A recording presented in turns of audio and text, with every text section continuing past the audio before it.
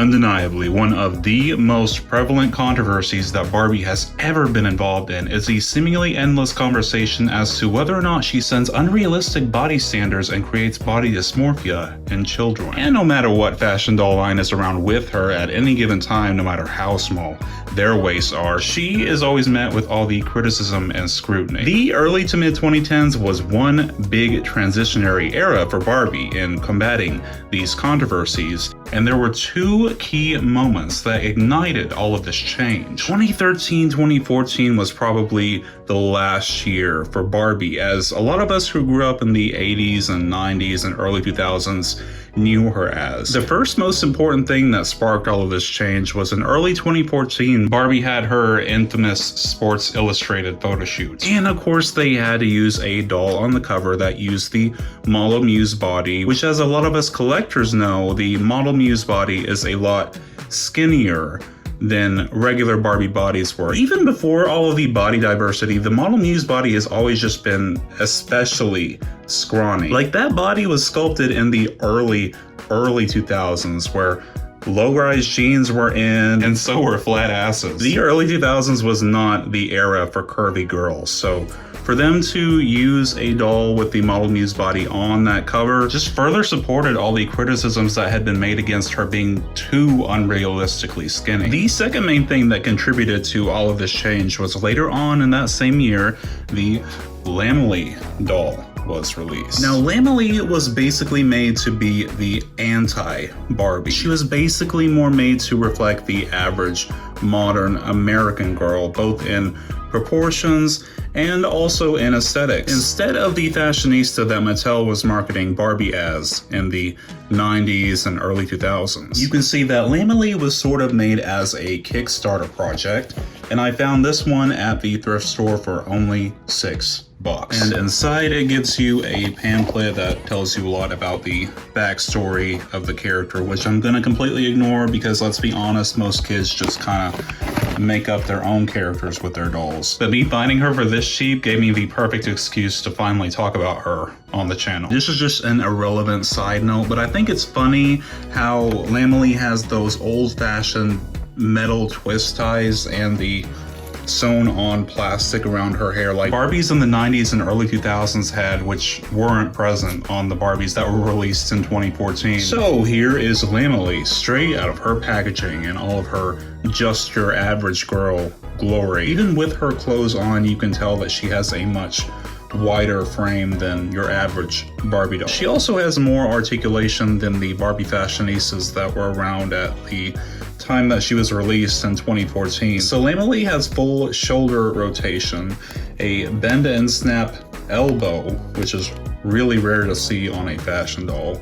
Also has wrist articulation, head articulation, hip, and a bend and snap leg, and also ankle articulation, which also isn't common. I will say that the clothing quality is actually a lot nicer than Barbie's clothes were in 2014. Like, they have metallic stud buttons, all of the edges are finished, her shorts actually have real working pockets. The hair actually isn't that bad quality either. I believe this is also ceramic. Here is a good look at Lammily's face sculpt. I think this expression she's making is really funny. It reminds me of that cat meme. She's like mostly given European features with her smaller nose and her thin lips. I believe that they also had a black Lammily doll that had her own face sculpt. And here you can see Lammily's body type compared to the Model Muse body, which is the same body that was used on that Sports Illustrated body. And yeah, there is a significant thickness difference. Like, the Model Muse body is basically a stick when compared to Lammily. But I think what a lot of people neglect to talk about is the reason why Barbie's proportions are exaggerated to be so much smaller than the average person. You gotta think about the thickness of the fabric that you're going to be putting over these mini models. Like, your typical cotton fabric is going to look a lot more bulky on a 1/6 scale human versus how it would look on a real human. So to combat this, what a lot of fashion doll companies do, not just Mattel, is that they exaggerate a lot of the features. Like they make the waist a lot smaller than it should be if it was a real human. They make the feet a lot smaller than they would normally be on a real person, just because the shoe plastic would be really, really bulky otherwise. So that is one of the main reasons why a lot of fashion dolls, even Barbie, have sort of exaggerated proportions. It's also just an aesthetic choice. I mean, little girls also can't pop off their feet like Bratz dolls can, but we're not criticizing that. The original size Barbie's body has also not changed all that drastically, so that newer dolls can also wear vintage fashions across all generations. I think another thing that draws people to Barbie is the age ambiguity. Like, Barbie somehow looks like she could be a teenager and also 50 years old at the same time, whereas Lammily, this is obviously the body of a young woman. Now, with all of this came many changes within the Barbie brand. Some good, some bad.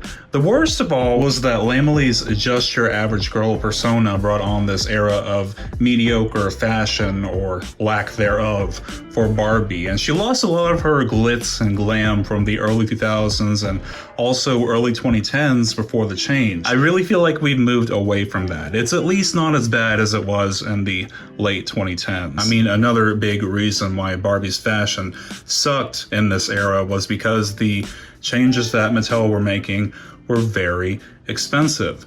Those changes being, in 2014, the doll evolved, and Mattel introduced 3 new body types for the female Barbie doll. Here I have with me one of the very first curvy Barbie dolls ever. And in the same year, they also introduced the tall and also the petite body type for Barbie. So this is Barbie Fashionista number 27, Sweetheart Stripes. Yeah, they used to all have their own individual names. And this is one of the very first curvy Barbies ever. This Barbie was also released the same year that the NASA head sculpt was first introduced into Barbie Playline.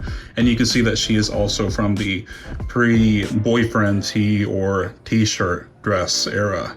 I'm not sure if any of you all remember, but whenever Mattel first rolled out these new body types, they were actually trying to have fitted fashion packs for the tall, petite, and curvy Barbie dolls, but they didn't sell very well, and it costed Mattel a lot of money. So that's why we have all of these one-size-fits-all fashions now that just barely fit any specific body type. So they were initially trying to provide nice fashions for these new body types, but Mattel's a business and they were losing a lot of money because people weren't buying the odd-sized fashion packs. Unfortunately for this doll, she was also released on the tail end of the glue head era, so her head is very hard and full of glue.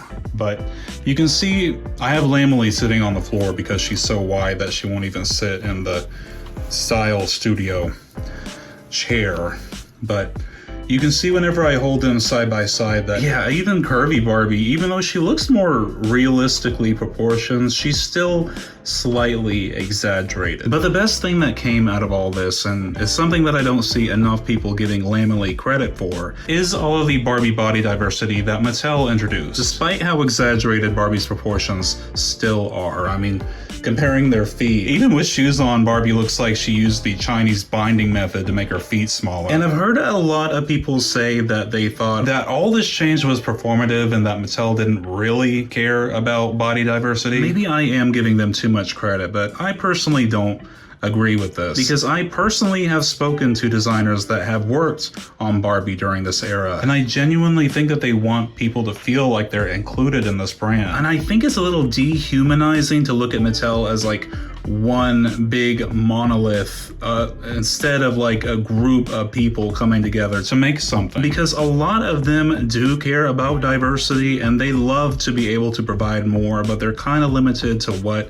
their budget calls for. But regardless, I'm thankful for Lammily existing no matter how ugly she is, because she inspired Barbie's body diversity. And without Lammily, this doll, and this doll, and this doll, and this doll, and this doll, and this doll wouldn't exist. So thank you, Lammily. But back on the subject of those t-shirt dresses, just because you want to introduce more inclusivity in your fashion doll line doesn't mean that the dolls can't also slay. You can have diversity and also serve cunt, as the homosexuals like to say. Like I said, I feel like modern Barbie has been getting a lot better with that based off of what we've been seeing in Barbie Extra and Extra Fancy and the Barbie Looks collection. And speaking of serving cunt, Tiffany isn't here for no reason today. She's here because I actually have a surprise doll that I'm going to be opening up today that I bought on the Facebook Marketplace as a fashion pack just for her. So I found this gold label Hard Rock Cafe Barbie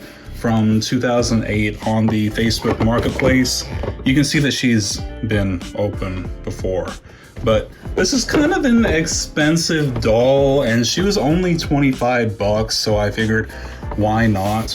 Even if it was just for the clothes. I mean, the doll's pretty, she just has that generic Mackie face sculpt. This is unfortunately an example of what people mean whenever they say modern Barbie isn't what she used to be, but then they don't take into account that this doll is literally hundreds of dollars on the secondhand market. She's also a gold label doll, which is one of the highest rankings in the Barbie signature line. And I got her for Tiffany because Tiffany's original outfit had this like red plaid t-shirt dress. I know that whenever Timothy dresses her, he usually gives her a more edgy look and incorporates a lot of black elements. And I thought that this would be perfect for Tiffany. Look at those shoes.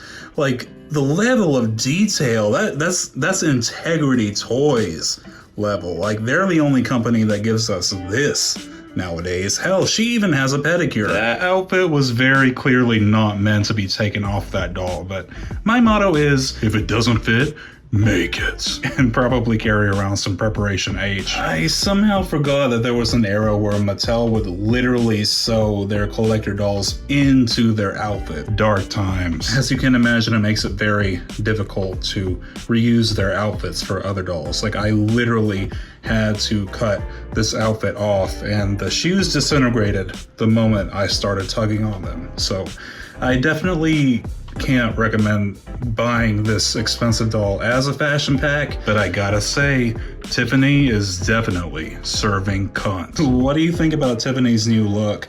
I'm thinking about replacing the spider charm with a little hamburger just to call back to her original outfit. Leave your opinions down below on everything that I spoke about in this episode. Do you think that Mattel ultimately made the right decision in introducing more body types into the Barbie brand, or would you rather her go back to when all the dolls look like they were anorexic? Do you think that Mattel genuinely cares about representation, at least on an individual level, or do you just see them as one big soulless corporation that is incapable of moral growth and improvement? Do you like Barbie's approach to diversity? If not, what could Mattel do better? If you haven't already, be sure to like, comment, and subscribe if you enjoy my content to support my channel, and I'll see you all in the next video. Thank you so much. Bye.